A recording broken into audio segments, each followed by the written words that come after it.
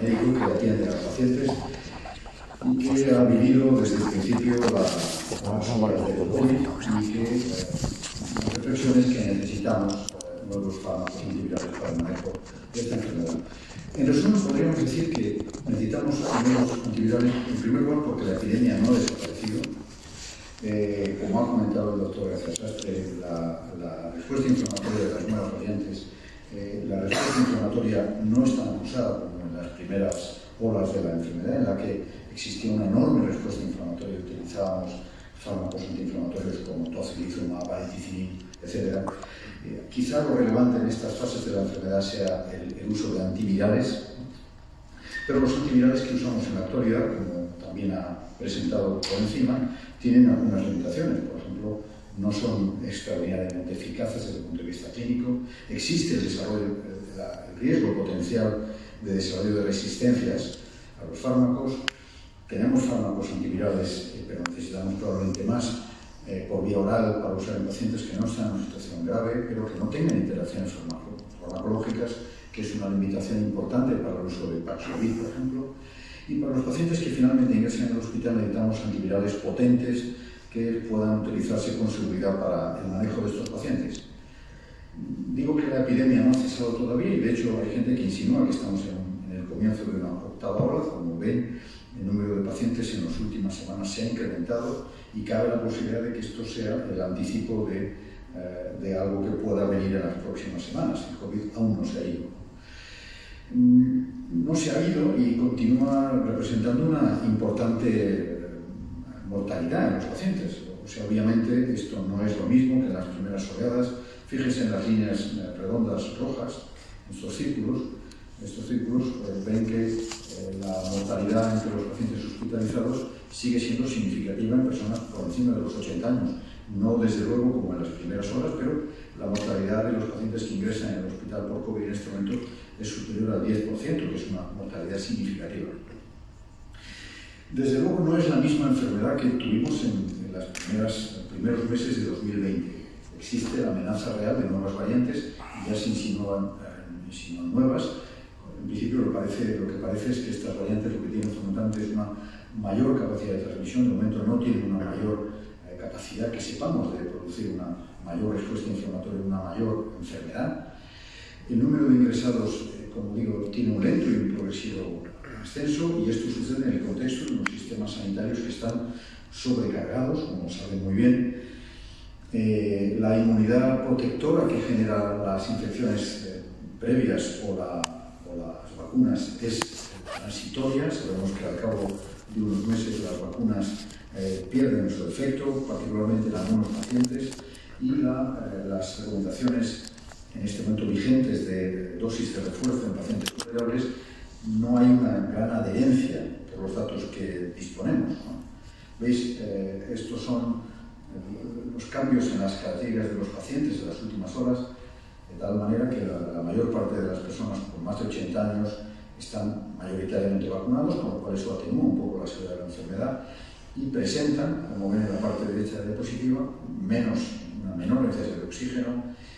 La indicación de ventilación mecánica es inferior a las primeras olas y la proporción de fallecimientos es inferior en general. O sea, las variantes han cambiado las características de la enfermedad y hoy sabemos que el COVID es una enfermedad que afecta fundamentalmente a las personas mayores con enfermedad cardiovascular y que están inmunocomprometidos. Estos son los pacientes que van a ingresar y que continúan ingresando en los hospitales.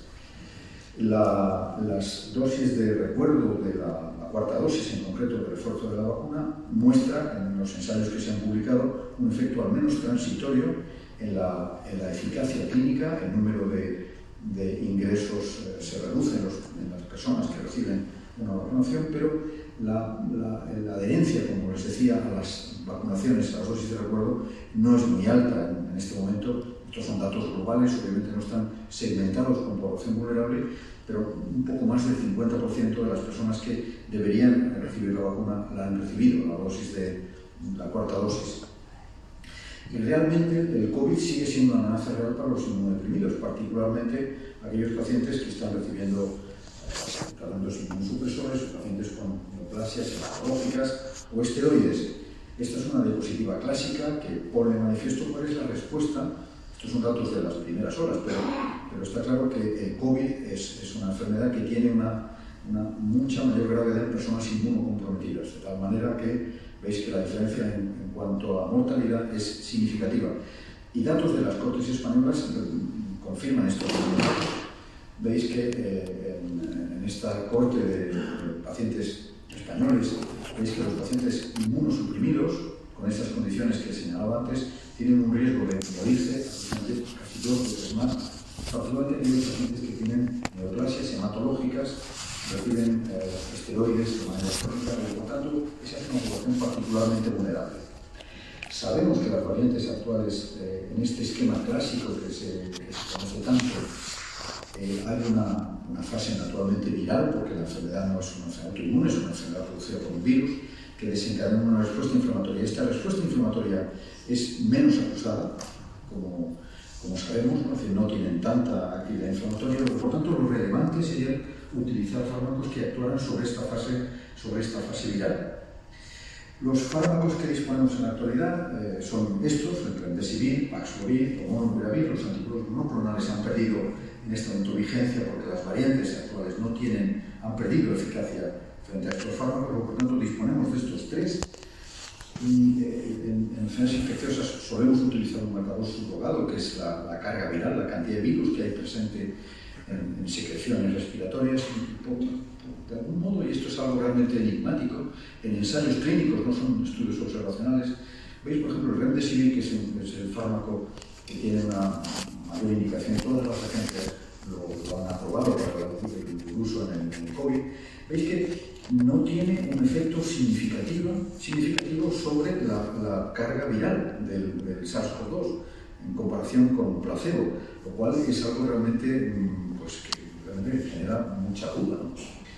El nirmatrelvir, que es el Paxlovid, el fármaco que se utiliza junto con el ritonavir, tiene un efecto mayor sobre la carga viral, particularmente cuando la carga viral es más alta. Tampoco es que sea un fármaco que tenga un efecto antiviral enormemente potente, pero sabemos que hay una proporción de pacientes que puede llegar al 5% aproximadamente, que después de un descenso de la carga viral en los primeros días de tratamiento vuelven a tener un rebrote de la carga viral, lo cual quiere decir que su efecto antiviral de alguna forma no es muy consistente, y esto tendrá que ver con eficacia intrínseca del fármaco, con una dosificación a lo mejor corta. El caso es que esto es un problema clínico que vemos en el día a día.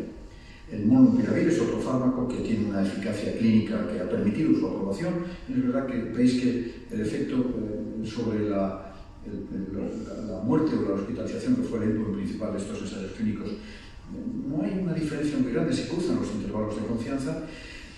Tiene un efecto significativo sobre la carga viral. Veis que el tiempo de aclaramiento del virus es mayor, pero, por ejemplo, cuando se compara frente a placebo en ensayos clínicos, este es un ensayo clínico que se comparó, es decir, que los procedimientos, admitamos que los exudados nasofaringeos pueden ser muestras que tienen una cierta variabilidad en su toma, pero cuando son ensayos clínicos, que a los dos brazos se les hace el mismo procedimiento, esperaría uno encontrar que los pacientes con Molnupiravir tuvieran una mayor velocidad de aclaramiento de la carga viral, y esto no se observa.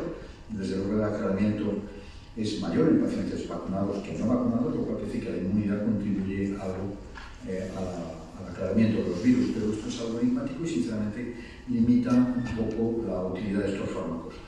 Necesitamos antivirales, como ha presentado el doctor García Sastre, fármacos que sean eficaces con respecto al estándar.